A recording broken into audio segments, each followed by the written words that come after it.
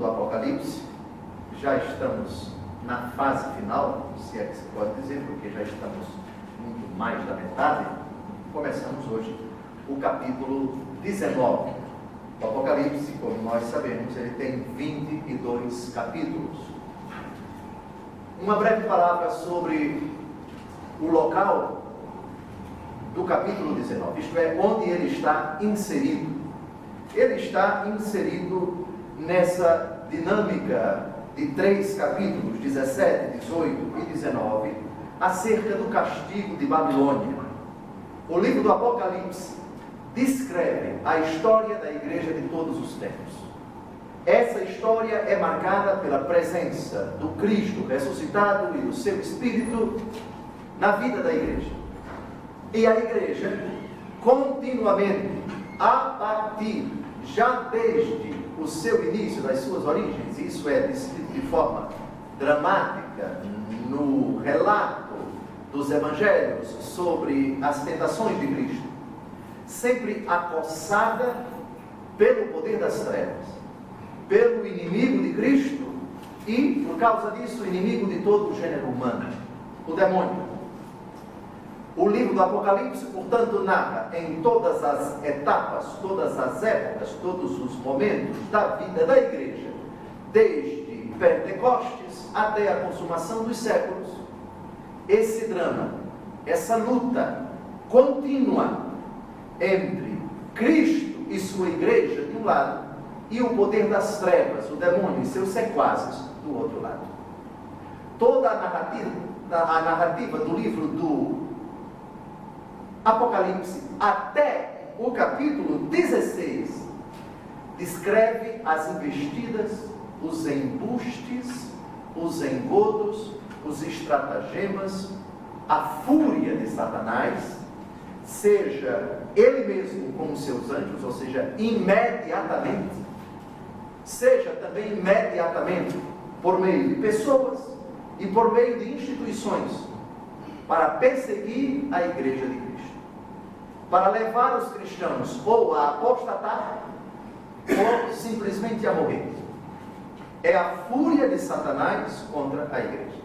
Essa fúria é dita com todas as letras, é descrita de forma dramaticamente assustadora no capítulo 12, versículo 12, o capítulo da luta do dragão contra Miguel, dos anjos a serviço do dragão e dos anjos comandados por Miguel, onde Miguel sai vitorioso e já não se acha lugar para o demônio no céu, e ele parte furioso para a terra, cheio de grande ira, é a tradução que se encontra na Ave Maria e nas demais traduções, Bíblia de Jerusalém, etc. Cheio de grande furor, cheio de grande ira, porque sabem que pouco tempo lhe resta.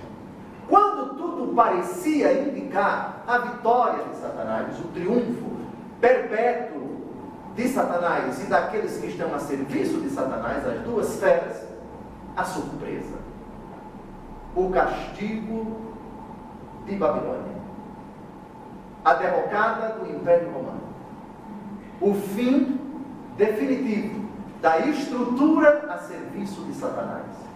Ainda não tratamos do castigo de Satanás, do julgamento de Satanás, que vai ser descrito mais adiante. Ora, os capítulos 17, 18 e 19 descrevem o castigo de Babilônia, a ruína, a pulverização do império. Esse relato termina no capítulo 19, versículo 10. Não é, portanto, todo o capítulo 19 que descreve o castigo de Babilônia. A partir do versículo 11, vocês já dão uma olhada, percebem que o capítulo 19 está dividido em duas partes bem precisas. Vamos chamar o capítulo 19, versículos de 1 a 10, de epílogo, isto é, de última parte dessa narrativa do castigo de Babilônia. A partir do versículo 11, já se fala positivamente a vitória de Cristo sobre as feras. Já que Babilônia foi castigada, agora é preciso que seja evidenciado a vitória ultimamente triunfo, a realeza, a soberania, a potestade definitiva, consolidada, irrevogável, irreversível, suprema, eterna de Cristo sobre essas realidades que ameaçaram, que causaram tanto sofrimento à igreja. Esse é o contexto do capítulo 19. Portanto, vamos começar esse finalzinho desse relato de 2 capítulos e meio, Apocalipse 17, Apocalipse 18, até Apocalipse 19, versículo 10. Versículo 1. Depois disso, ouvi no céu como que um imenso coro que cantava: Aleluia! A nosso Deus a salvação, a glória e o poder. E segue o hino que comentaremos daqui a pouco, a partir do versículo 2.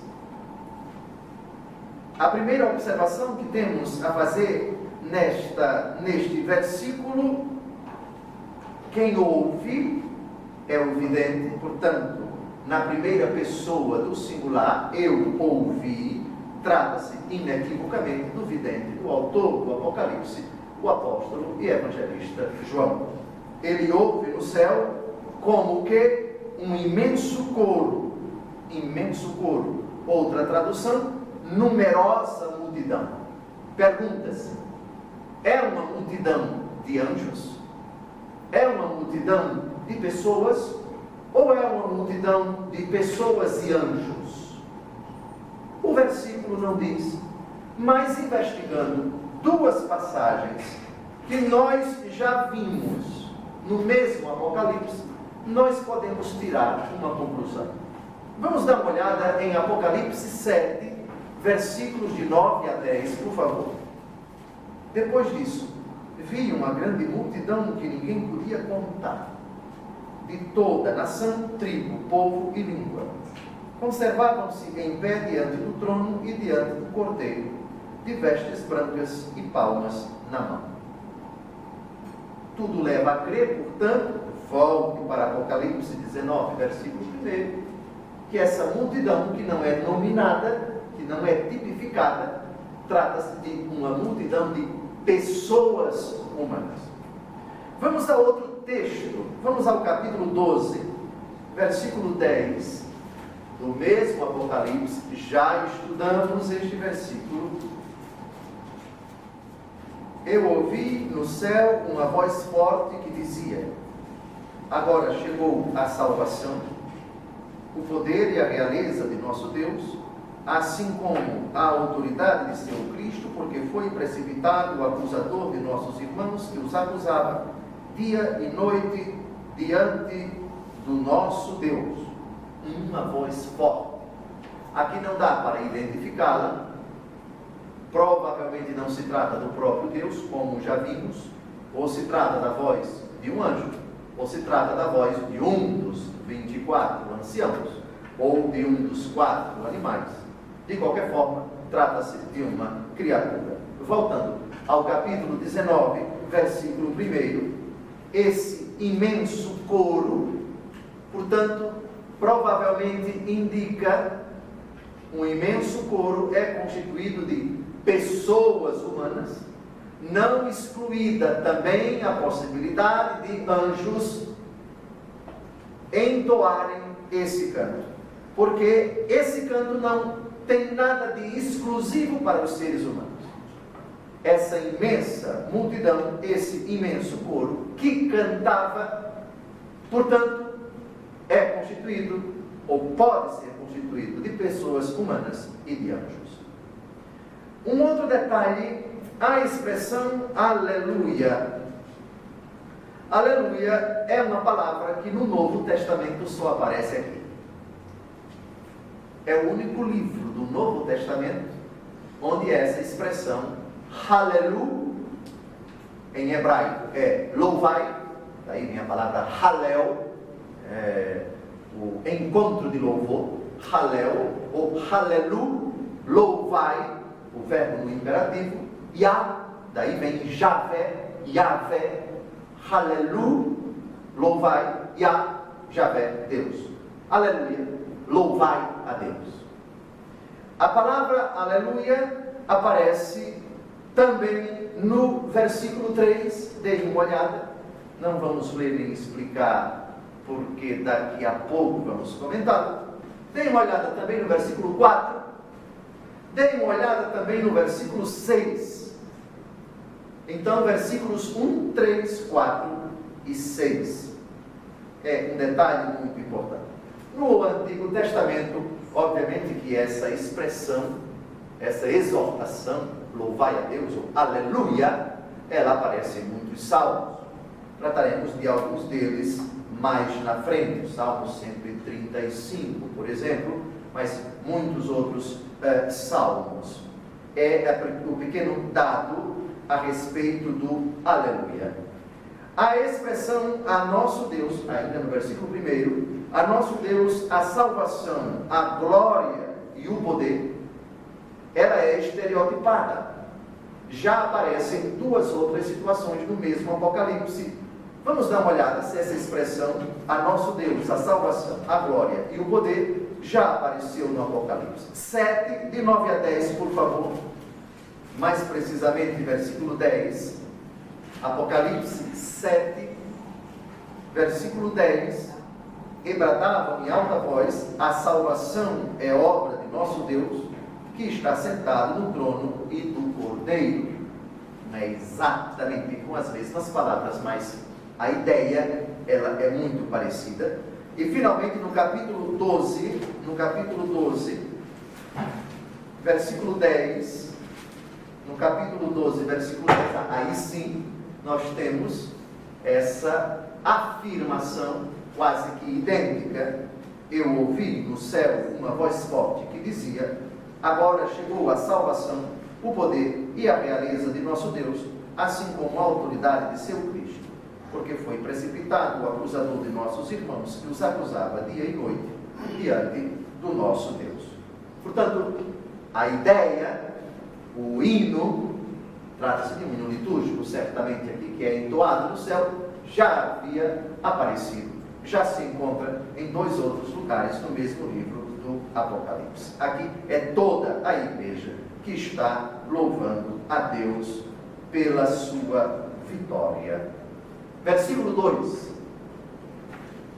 porque os seus juízos são verdadeiros e justos. Ele executou a grande prostituta, que corrompia a terra com a sua prostituição, e pediu-lhe contas do sangue dos seus servos. O sangue dos seus servos. Primeiro, que significa seus juízos são verdadeiros e justos. Os julgamentos de Deus, os juízos de Deus são verdadeiros, ou seja, na verdade, justos, na justiça. Não sei se vocês lembram das 4 prerrogativas de Deus. No Salmo 84, versículo 11, o Salmo diz exatamente o seguinte: amor e verdade se encontram, justiça e paz se abraçam. Em Deus não há cisão, não há conflito entre essas 4 palavras. Se uma delas conflituar com as outras, é porque ela não foi bem compreendida. Por nós, as 4 caminham sempre juntas. Em Deus, amor nunca fere a verdade, a justiça e a paz. A verdade em Deus nunca fere o amor, a justiça e a paz. A justiça em Deus nunca fere o amor, a verdade e a paz. E a paz em Deus nunca fere o amor, a verdade e a justiça. É como se uma palavra fosse adjetiva das outras. As 4 caminham absolutamente juntas.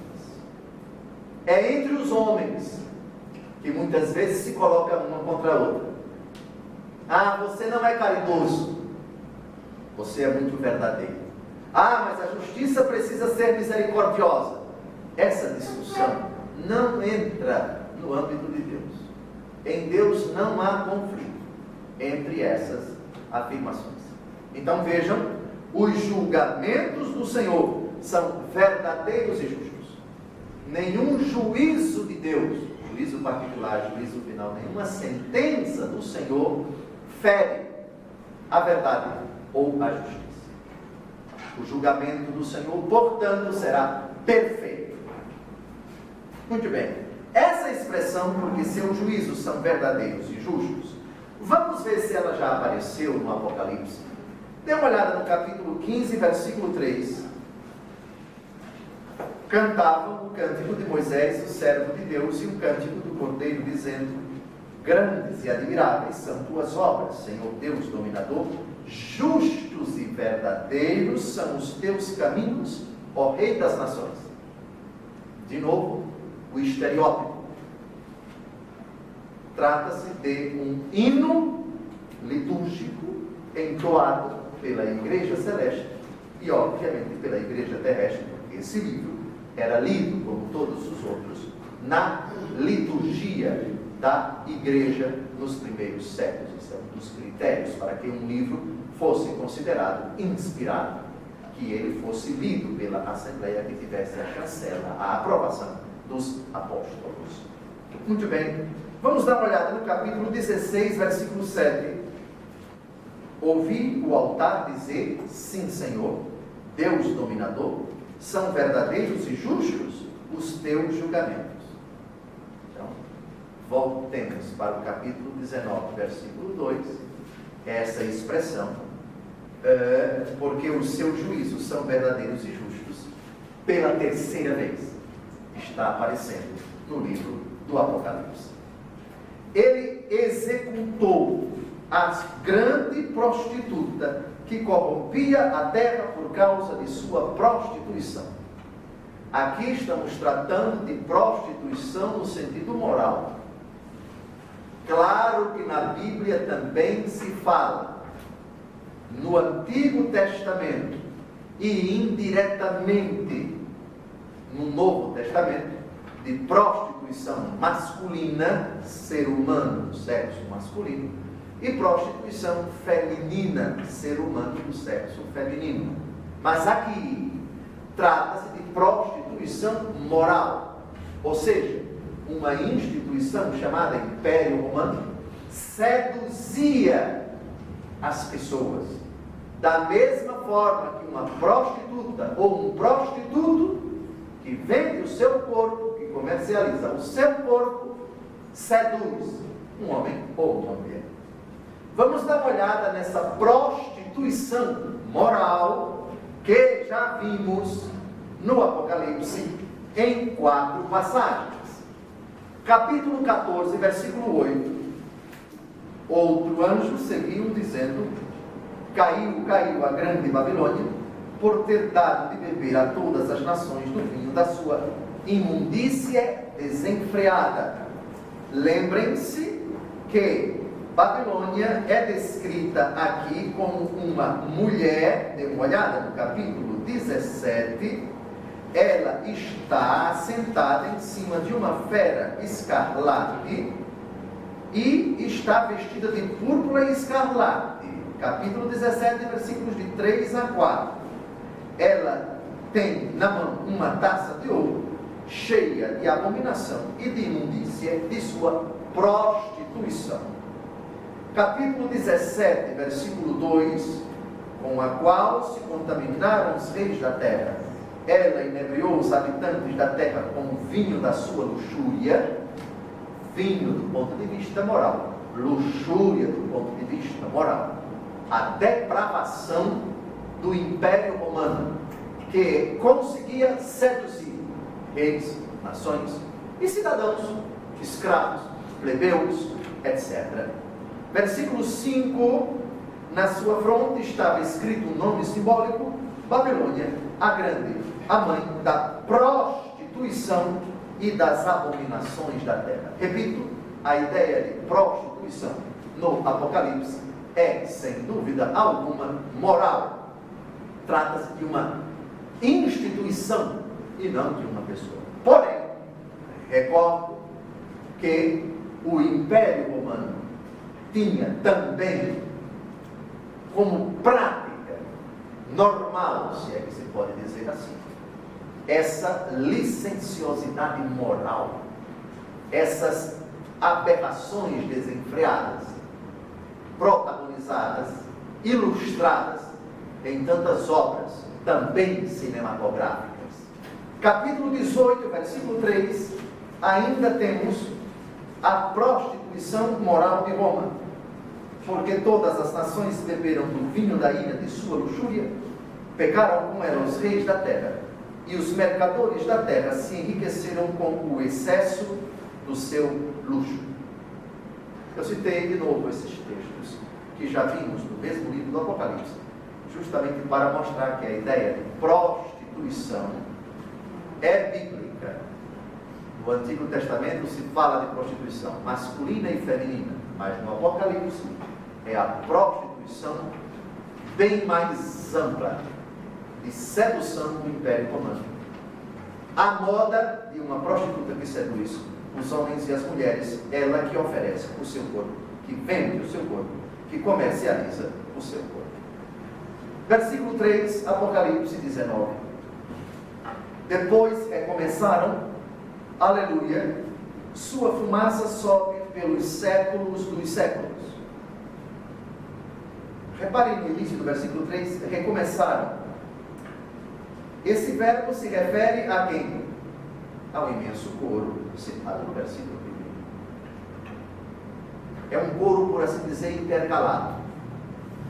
O coro do versículo 1 e do versículo 2 se refere a uma causa, a um motivo. Eles louvam a Deus por uma razão precisa. Reparem que o versículo 2 começa com um porquê.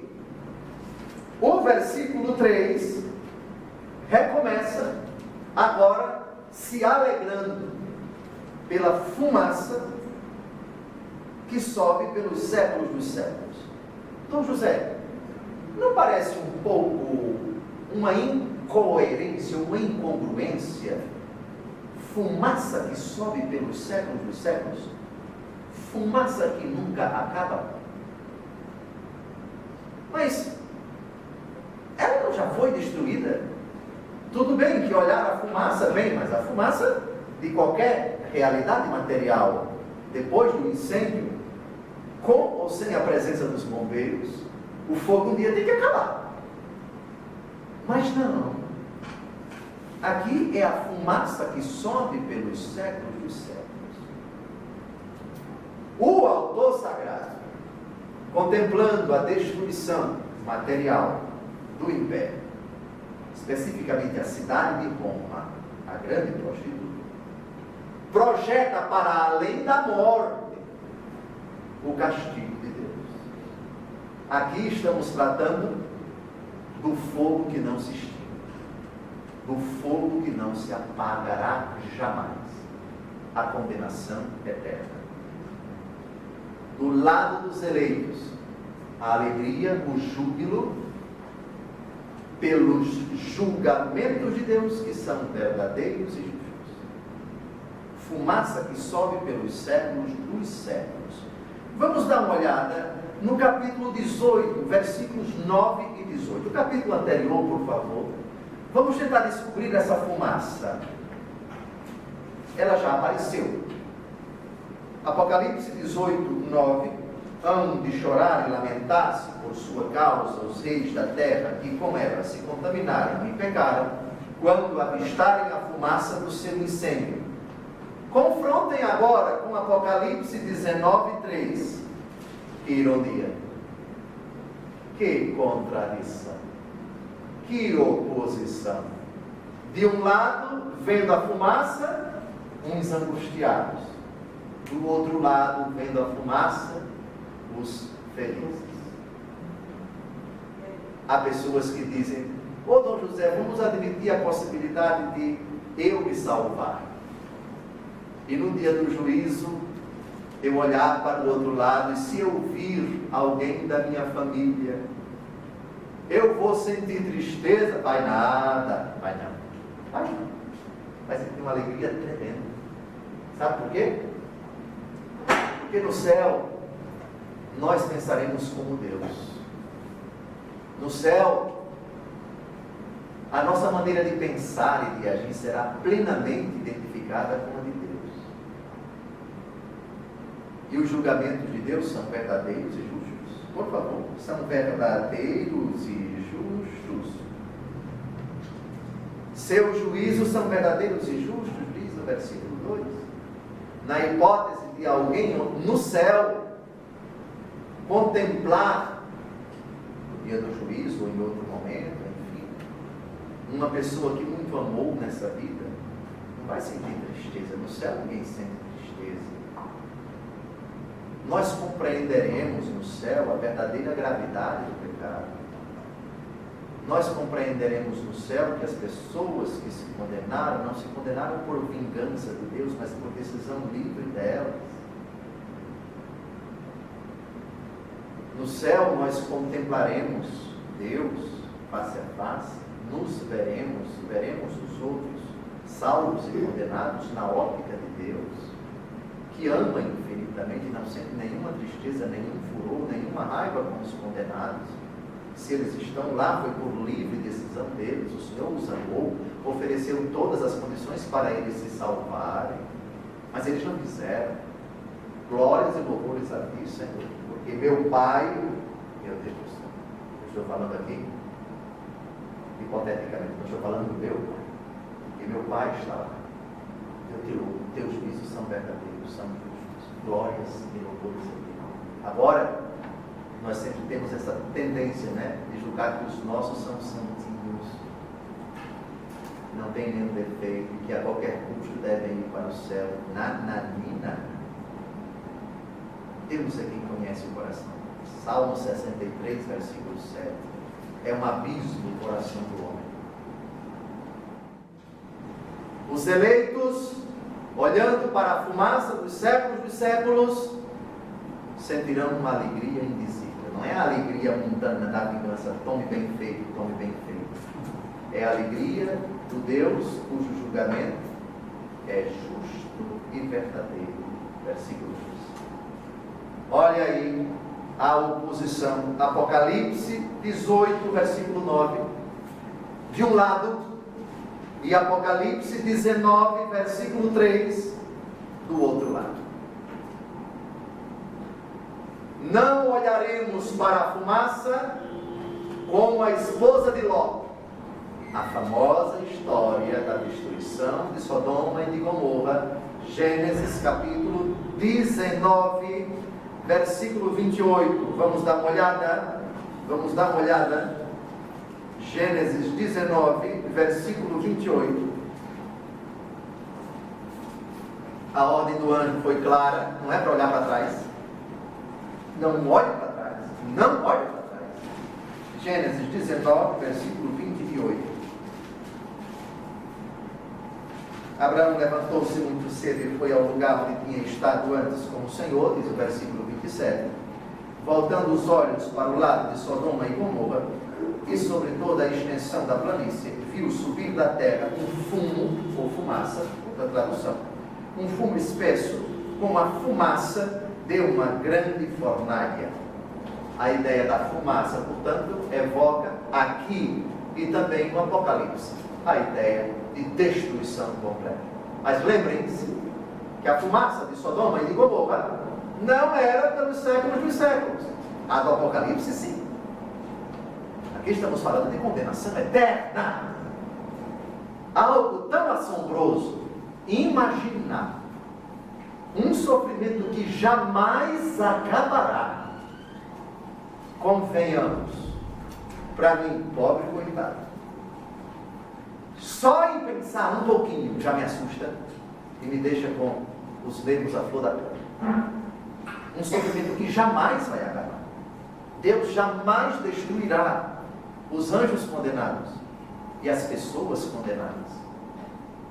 Mas é isso que diz a palavra de Deus acerca desse sofrimento. Trata-se de um sofrimento sem fim. Trata-se de uma angústia, de um tormento que jamais acabará. De novo, o versículo espantoso, antes de passarmos para o versículo 4. Aleluia! Sua fumaça sobe pelos séculos dos séculos. Aqui não é alegria sádica, por favor. Aqui não é vingança debochada, por favor. Aqui não é forrobodó. Aqui não é festa que se alegra com a desgraça do outro. Não. A razão está no início do versículo 2. Porque os seus juízos são verdadeiros e justos. Está claro? Bem, eu devo dizer a vocês que para mim está um pouco obscuro, porque nós estamos tratando de algo tão grave, de uma realidade tão espantosa. Meu Jesus, tem misericórdia da humanidade. Livra-nos de partir desta vida em pecado mortal. Meu Jesus, tem compaixão da humanidade. Meu Jesus, dai-nos a graça da perseverança final, do arrependimento antes de morrer. Porque isso assusta realmente. É algo extremamente sério. Muitíssimo sério. Versículo 4. Então, os 24 anciãos e os 4 animais prostraram-se e adoraram a Deus que se assenta no trono, dizendo: Amém, Aleluia. Amém é uma palavra que significa é verdade. Ou então, é verdadeiro isto. Tal coisa é veraz. Nesse sentido, se é verdade, o mesmo Jesus que disse: eu sou o caminho, a verdade e a vida, ele é o nosso amém.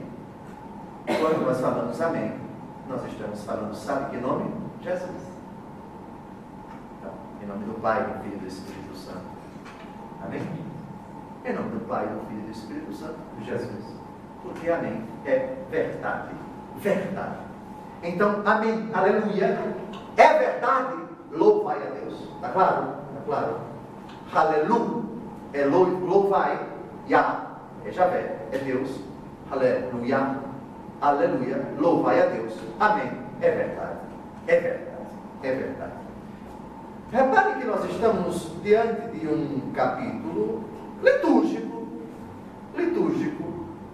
Por que litúrgico? Eu vou dar alguns segundos para vocês. Vou dar alguns segundos. Para que vocês tentem descobrir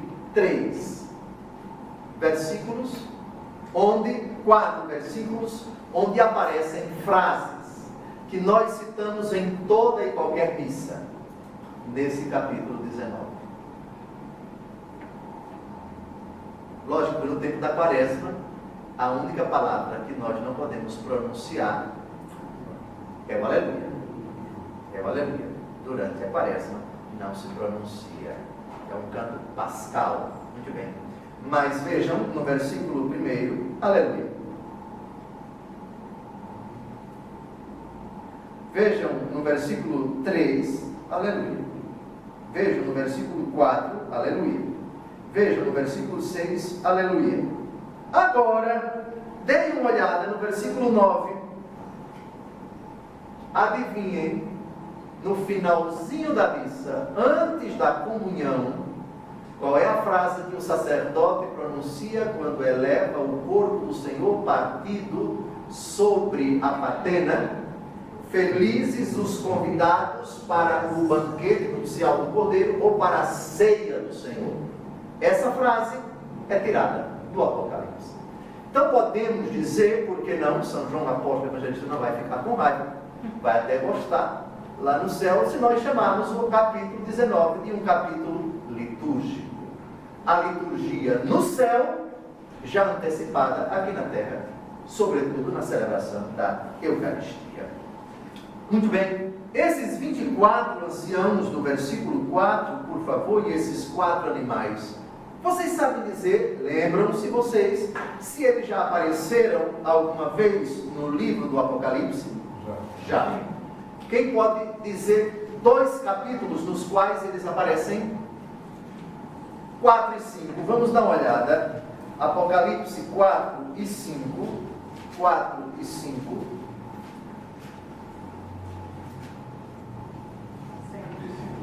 Muito bem, versículo 4, os 24 anciãos, mas também os 4 seres vivos aparecem no versículo 6. No capítulo 5, os 24 anciãos aparecem no versículo 5, Aparecem também os animais no versículo 6, não é? No versículo 6, os 4 animais e os 24 anciãos também aparecem no versículo 8 e assim por diante, não é? Vejam no versículo 14, já no finalzinho do capítulo 5, etc. Já sabemos que animais são estes? Já sabemos a simbologia desses animais, segundo o Santo Irineu, bispo de Lyon, associando cada animal a um dos evangelistas. Já sabemos o porquê do número 24. Quem eles representam, esses 24 anciãos? Não é o momento de voltar a essa explicação. Muito bem. Então, essas personagens que integram, curiosamente, vejam, os capítulos 4 e 5, vejam o título, A Corte Celeste, e o Cordeiro Redentor circundado por esses que estão constantemente a adorá-lo e a louvá-lo, recorre essa ideia dos 24 anciãos e dos 4 animais no capítulo 19, também numa moldagem, numa roupagem litúrgica. Portanto, nós já podemos associar sem possibilidade de erro que os 4 animais, a corte celeste, os 24 anciãos, o cordeiro, eles integram essa liturgia que está se desdobrando lá na glória do céu. Então, esses 24 anciãos e os 4 seres, eles se prostram e adoram o Senhor. Aliás, prostrar-se e adorar o Senhor, eles já fizeram isso. Vamos dar uma olhada no capítulo 7, versículo 11. Prostrar-se e adorar.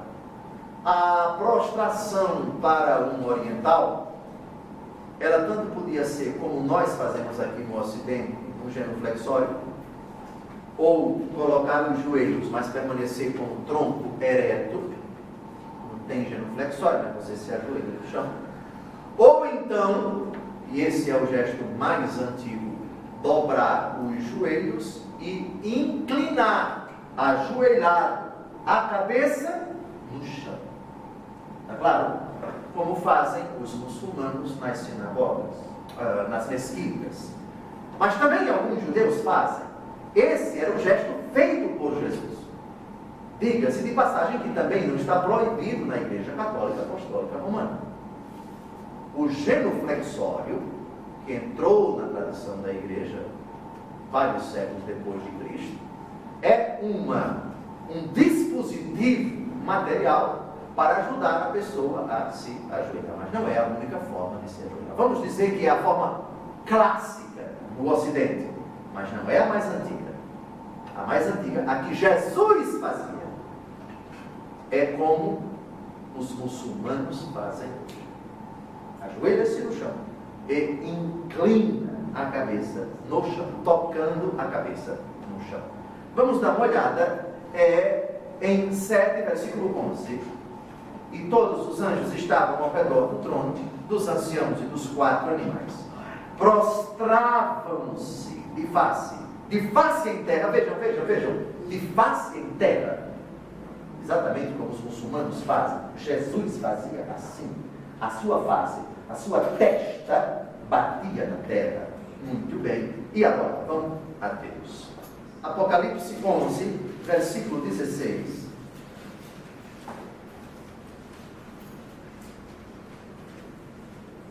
Os 24 anciãos que se assentam nos seus tronos diante de Deus, prostraram-se de rosto em terra e adoraram a Deus. De rosto em terra. Aquele gesto que nós acompanhamos pela TV, não é? Como os muçulmanos rezam.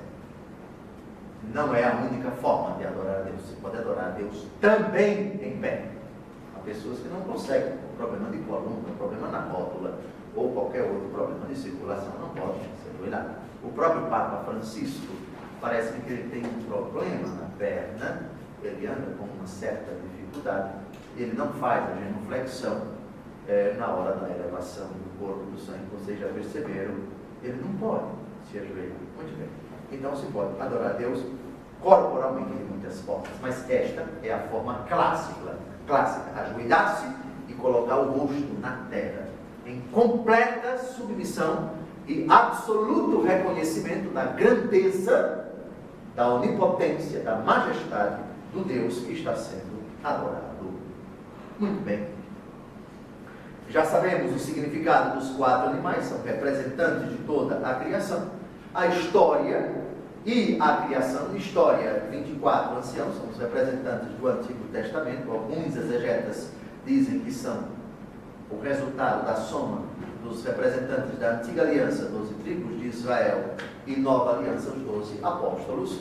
Outros defendem as 24 tribos que já citamos aqui, citadas em alguns livros do Antigo Testamento. De qualquer forma, toda a criação e toda a história reconhecem que os cristãos penetram até ao mais profundo projeto de Deus, porque eles reconhecem, de novo, vale a pena citar o versículo 4, amém, aleluia. Aqui nós temos a criação toda e a história da salvação, reconhecendo que o Senhor que sentenciou Babilônia, a grande prostituta, é merecedor, é digno de toda a honra, de toda a glória e de todo o poder. A nosso Deus, a salvação, a glória e o poder. Versículo 4, eu penso que está mais ou menos explicado. Versículo 5, do trono saiu uma voz que dizia: cantai ao nosso Deus, vós todos seus servos que o temeis, pequenos e grandes. Do trono saiu uma voz. Reparem que no versículo 1 nós temos um imenso coro, portanto muitas pessoas cantando. Aqui é uma voz. Essa voz é de anjo ou é de uma criatura humana? Seguramente não é uma voz de Deus, porque cantai ao nosso Deus. Não pode ser Deus que está falando aqui, senão ele diria cantai a mim. Se é cantai ao nosso Deus, ou é uma criatura humana, ou é uma criatura angélica. De qualquer forma, é um convite que esta personagem misteriosa dirige a toda a igreja, a toda a corte celeste. Cantai ao nosso Deus é uma expressão tirada quase literalmente do Salmo 134. Vamos dar uma olhada, por favor. Vamos ler os versículos 1 e o versículo 20. Salmo 134. Aliás, dei uma olhada à primeira palavra do versículo 1. Aleluia. Salmo 135. Aleluia. Salmos aleluiáticos, são salmos de louvor, são salmos que começam exortando os leitores ou os ouvintes a louvar a Deus. Então, louvai o nome do Senhor, versículo 1, louvai os servos do Senhor. Versículo 20, casa de Levi, bendizei ao Senhor, vós todos que o servis, bendizei ao Senhor. Gravem bem esses dois versículos.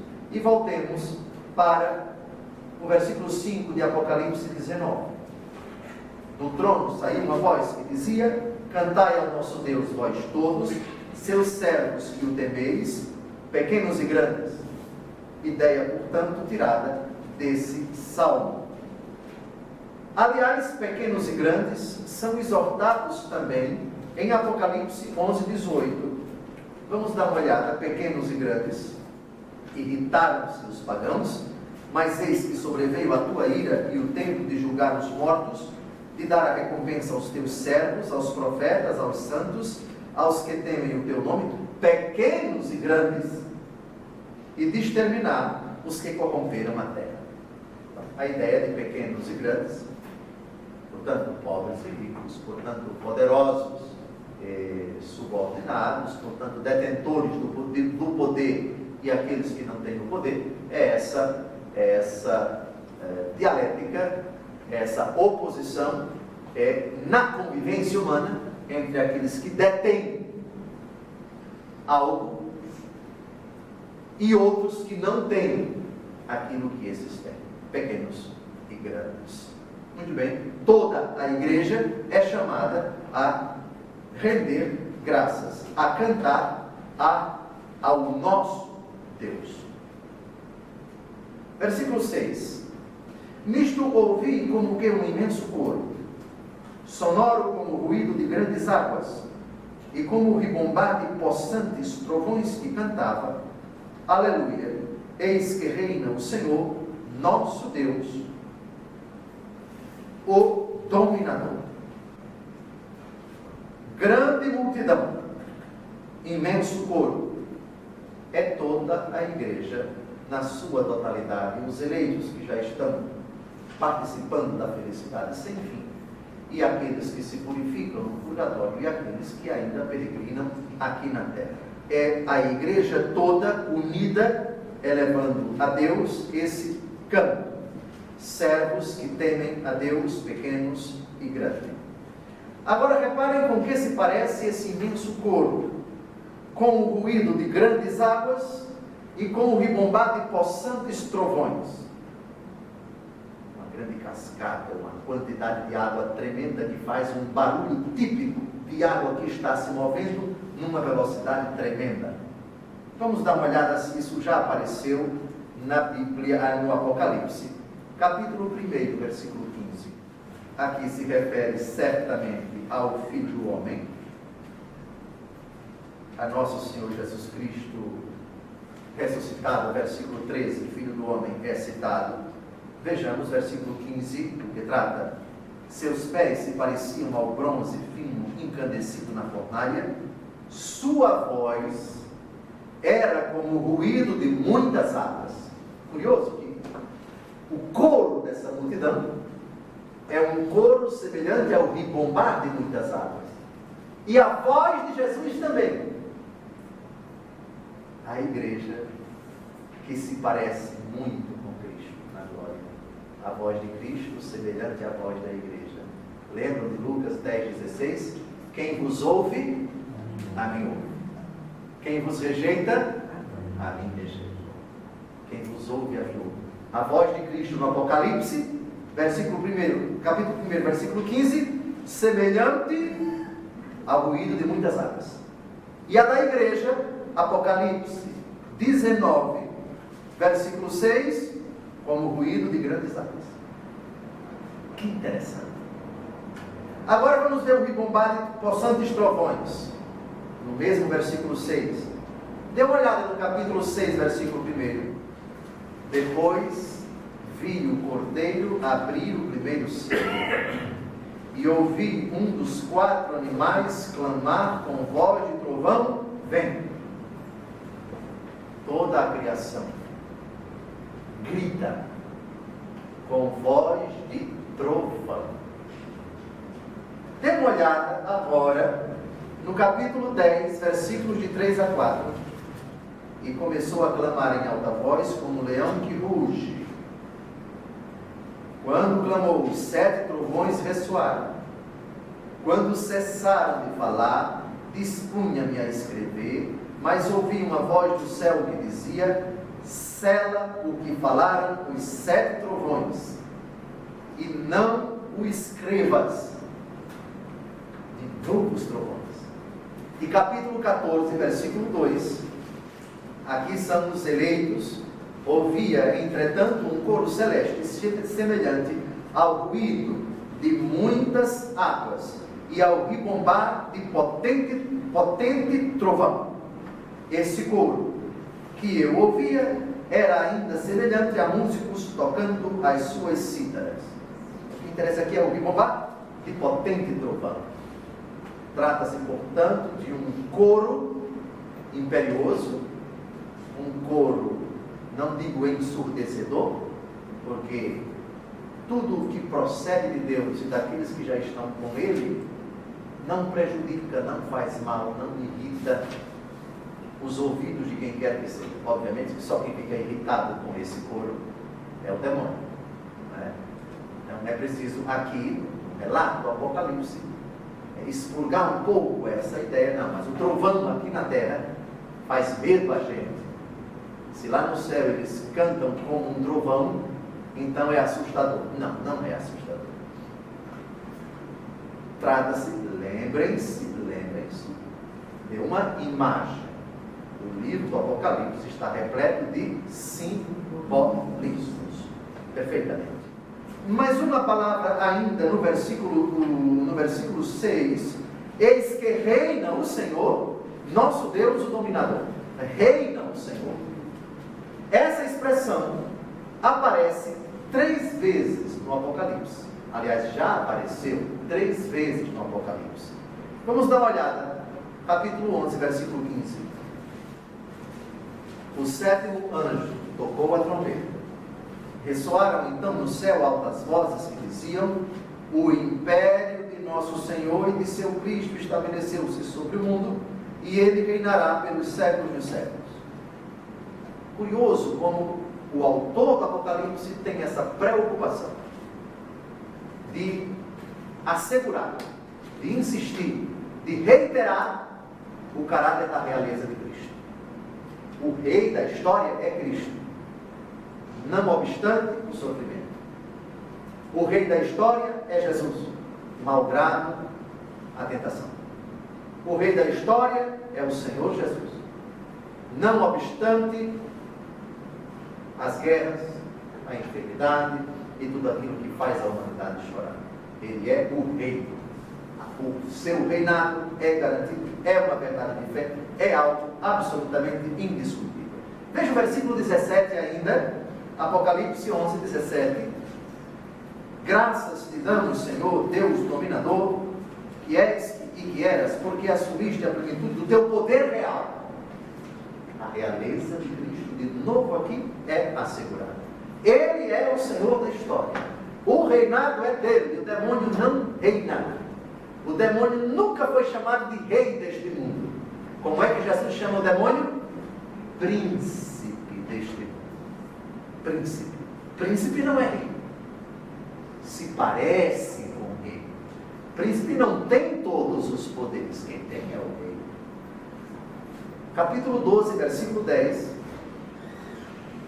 Eu ouvi no céu uma voz forte que dizia: agora chegou a salvação, o poder e a realeza de nosso Deus. De novo essa ideia.